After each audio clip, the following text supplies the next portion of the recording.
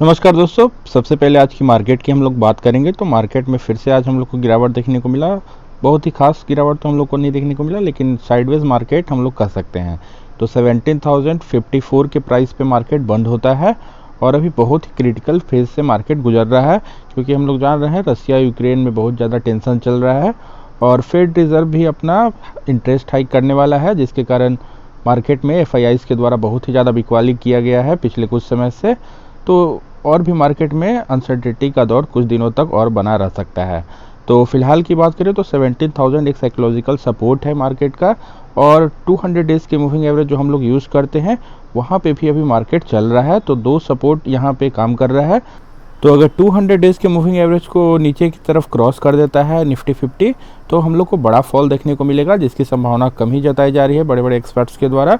और यहाँ से अगर 20 का मूविंग एवरेज जो हम लोग और यूज़ करते हैं, इसको ब्रेक करके प्राइस ऊपर जाने की कोशिश करेगा, तो हम लोग को नया हायर हाइज देखने को मिलेगा और 18,400 जो मार्केट का टॉप है वहाँ तक भी जाते हुए दिख सकता है। तो दोनों पॉसिबिलिटीज़ है और साइडवेज मार्केट अभी कुछ दिन तक और रह सकता है।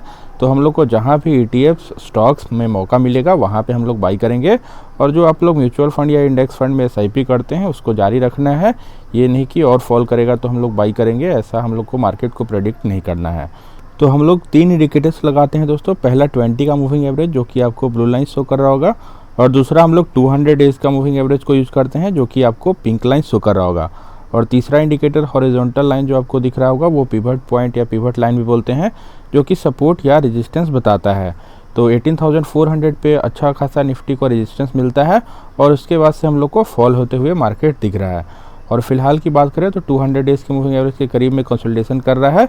तो अगर मान लीजिए यहाँ पे कुछ निफ्टी बीज आपको बाई करना है ईटीएफ, तो आप लोग बाई करके चल सकते हैं। तो आज का हम लोग पहला स्टॉक की बात करेंगे दोस्तों, वो है बालाजी एमिन्स। बहुत ही क्वालिटी केमिकल स्टॉक है और पास्ट में हम लोग को मल्टी बैगर रिटर्न निकाल करके दे रहा था। और अभी फ़िलहाल की बात करें तो प्राइस 200 डेज़ के मूविंग एवरेज से बहुत ही ज़्यादा ऊपर चल रहा था।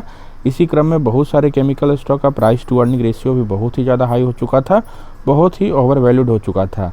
तो यही बात करते हैं कि अगर प्राइस 200 डेज़ के मूविंग एवरेज से बहुत ही ज़्यादा ऊपर चला जाए, वैसे सिचुएशन में कुछ एफआईआई डीआईआईस का सेलिंग आ सकता है। और एफआईआईस का हम लोग को हैवी सेलिंग भी दिख रहा था, जिसके कारण बहुत सारे स्टॉक पिट चुके हैं और बहुत ही ज़्यादा नीचे आ चुके हैं। तो हम लोग पहला एंट्री किसी भी स्टॉक में बनाने का प्रयास करते हैं दोस्तों जब प्राइस 200 डेज़ के मूविंग एवरेज के नज़दीक चले, और यहाँ से भी एनालिसिस गलत साबित होता है तो नीचे का पिवट देखेंगे और जहाँ पे सपोर्ट लेगा वहाँ पे और भी अपना क्वांटिटी को बढ़ाते हैं। लेकिन यही बात करते हैं, कभी भी आप लोग डाउन ट्रेंड में एवरेजिंग ना करें। मान लीजिए ऊपर के प्राइस पे भी बाई कर लिए हैं तो बार बार नीचे में हम लोग को डाउन ट्रेंड में एवरेजिंग नहीं करना है, नहीं तो बहुत ज़्यादा निगेटिव चला जाएगा। -20% 30% किसी भी स्टॉक में चला जाएगा और आप पैनिक करके उस स्टॉक से निकल सकते हैं। तो हम लोग को पहला एंट्री 200 डेज़ के करीब में बना लेना है। तो बालाजी एमिन्स में इस एरिया में हम लोग बाई करने के लिए पहले भी बोले थे, और उसके बाद से लगातार इसमें साइडवेज मोमेंटम चल रहा था और प्राइस और भी कुछ नीचे आ चुका है। तो अगर मान लीजिए बहुत ज़्यादा ऊपर प्राइस पे ले चुके हैं तो और भी कुछ यहाँ पे एवरेजिंग कर सकते हैं। 2919 के पिवट पे भी चल रहा है। क्वार्टरली रिजल्ट भी बहुत ही अच्छा है बालाजी एमिन्स का। और जहां एल्काइल एमिन्स का क्वार्टरली रिजल्ट हम लोग देखे थे, Q3 का रिजल्ट अच्छा नहीं आया था, वहीं बालाजी एमिन्स का क्वार्टरली रिजल्ट बहुत ही अच्छा आया है। तो इस पिवट पे अभी सपोर्ट हम लोग को दिख रहा है, तो एक बड़ा सा ग्रीन कैंडल और दिखता है यहाँ पे, तो आप लोग एंट्री बना सकते हैं बालाजी एमिन्स में। स्मॉल क्वांटिटी में ही बाई कीजिएगा, क्योंकि 20 का मूविंग एवरेज नीचे की तरफ इंक्लाइंड है और 200 डेज़ के मूविंग एवरेज को क्रॉस कर चुका है। तो ट्रेंड डाउनवर्ड का है और भी गिरावट हो सकता है और नेक्स्ट पिवट तक भी आ सकता है। तो थोड़ा बहुत ही क्वांटिटी आप लोग बालाजी एमिन्स में यहाँ पे बाई करें, और भी नीचे आएगा तो जहाँ पे सपोर्ट लेगा और भी क्वांटिटी इंक्रीज़ कर लेंगे। और क्वार्टरली रिजल्ट की हम लोग बात करें बालाजी एमिन्स की, तो दिसंबर क्वार्टर में करीब 565 करोड़ का सेल्स आया है। वहीं हम लोग पिछले साल दिसंबर 2020 की बात करें तो 392 करोड़ का सेल्स था। तो हम लोग को बहुत ही अच्छा सेल्स में बढ़ोतरी देखने को मिल रहा है। करीब 25% से अब हम लोग को सेल्स ग्रोथ इंक्रीज़ होते हुए दिख रहा है। वहीं हम लोग नेट प्रॉफिट की बात करें तो 75 करोड़ का नेट प्रॉफिट पिछले साल दिसंबर 2020 के क्वार्टर में था, जो कि अब बढ़ के हो चुका है 90 करोड़, जो कि बहुत ही अच्छी बात है। एक केमिकल स्टॉक के लिए इतना ग्रोथ रखना बहुत ही अच्छी बात मानी जाती है।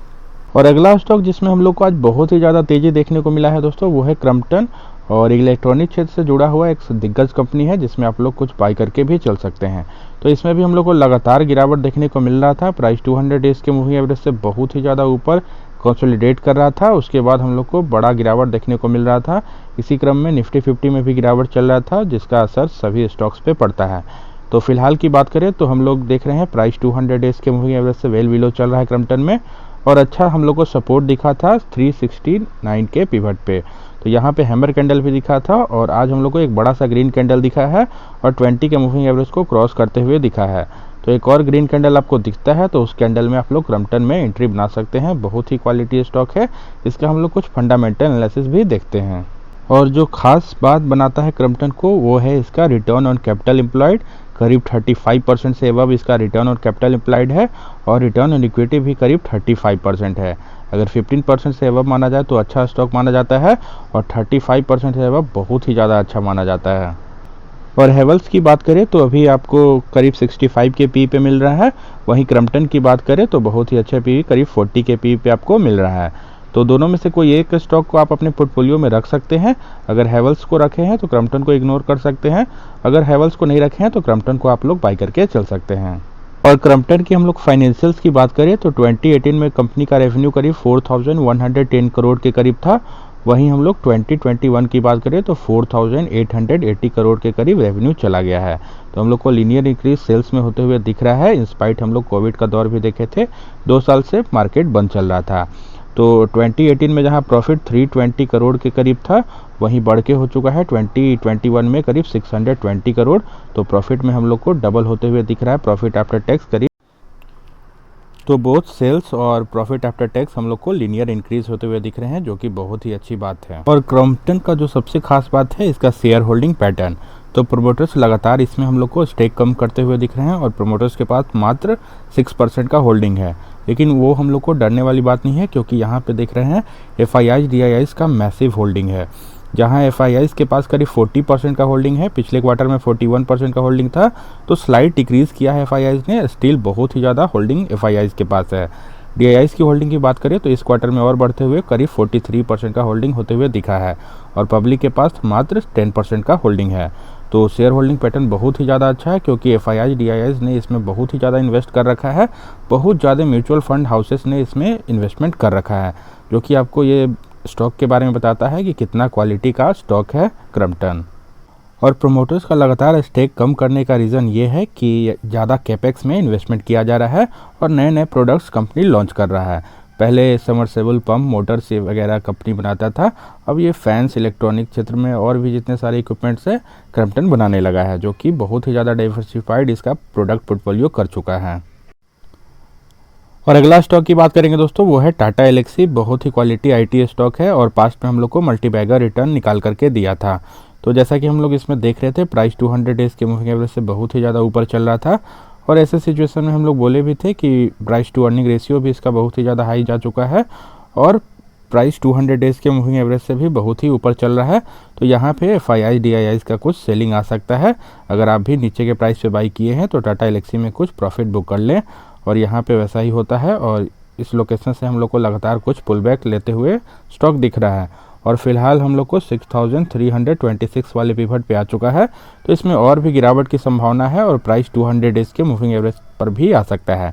तो इसलिए अब हम लोग को अभी टाटा एलेक्सी में कोई खरीदारी नहीं करना है, ना ही हम लोग को एवरेज करना है, क्योंकि इसमें थोड़ा और भी पुल बैक हम लोग को देखने को मिल सकता है। नो डाउट क्वालिटी स्टॉक है, और भी लॉन्ग टर्म में हम लोग को वेल्थ बना करके देगा, तो हम लोग को डरना नहीं है। लेकिन फिलहाल इसमें हम लोग वीकली चार्ट पे भी देख रहे हैं, तो वीकली चार्ट पे भी हम लोग को थोड़ा चार्ट वीकनेस दिख रहा है, और प्राइस 200 डेज के मूविंग एवरेज से बहुत ही ज़्यादा ऊपर चल रहा है, तो और भी गिरावट हो सकता है। तो और आज की हम लोग लास्ट स्टॉक की बात करेंगे, प्राज इंडस्ट्रीज़ की। एक क्वालिटी इथेनॉल इक्विपमेंट और भी इक्विपमेंट्स, बायोफ्यूल्स, बायो एनर्जी, ये सब सेक्टर में इक्विपमेंट्स बनाने वाली एक शानदार कंपनी है प्राज इंडस्ट्रीज़, और पास्ट में इसने भी मल्टीबैगर रिटर्न निकाल करके दिया है।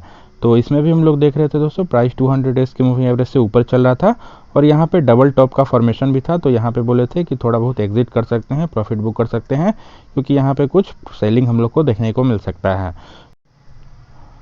तो फिलहाल की बात करें तो अभी हम लोग देख रहे हैं प्राइस 200 डेज के मूविंग एवरेज के करीब में आ चुका है, और पहला एंट्री हम लोग 200 डेज के मूविंग एवरेज के करीब में ही ले लेते हैं।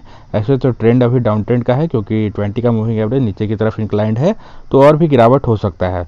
लेकिन हम लोग पहला SIP के मोड से इन्वेस्टमेंट कर सकते हैं प्राज इंडस्ट्री में। एक और बड़ा ग्रीन कैंडल आपको दिखता है, 2-3% का भी दिखे तो उसमें कुछ क्वांटिटी आप लोग SIP मोड से इन्वेस्टमेंट कर सकते हैं। और ज़्यादा हैवी इन्वेस्टमेंट अभी प्राइस इंडस्ट्री में ना करें, क्योंकि प्राइस 200 डेज के मूविंग एवरेज से बहुत ही दूर चल रहा है, वीकली चार्ट पे भी, और इस पिवट पे था तो यहाँ पे कुछ रेजिस्टेंस भी मिला था, लेकिन यहाँ पे हम लोग देख रहे हैं कि वीकली चार्ट पे यहाँ पे अभी सपोर्ट है। तो अभी बेस्ट लोकेशन है, कुछ क्वांटिटी आप लोग SIP कर सकते हैं, लेकिन ज़्यादा हैवी क्वांटिटी में इन्वेस्टमेंट ना करें। तो होप आप लोग को वीडियो अच्छा लग रहा हो दोस्तों। अगर टेक्निकल एनालिसिस समझ में आ रहा हो तो वीडियो को लाइक कर दीजिएगा, चैनल को सब्सक्राइब कर लीजिए और अपने दोस्तों में शेयर कीजिए। और हमारा एक फ्री टेलीग्राम ग्रुप भी है, उसको भी आप लोग ज्वाइन कर सकते हैं। कोई डाउट है तो वो आप पूछ सकते हैं।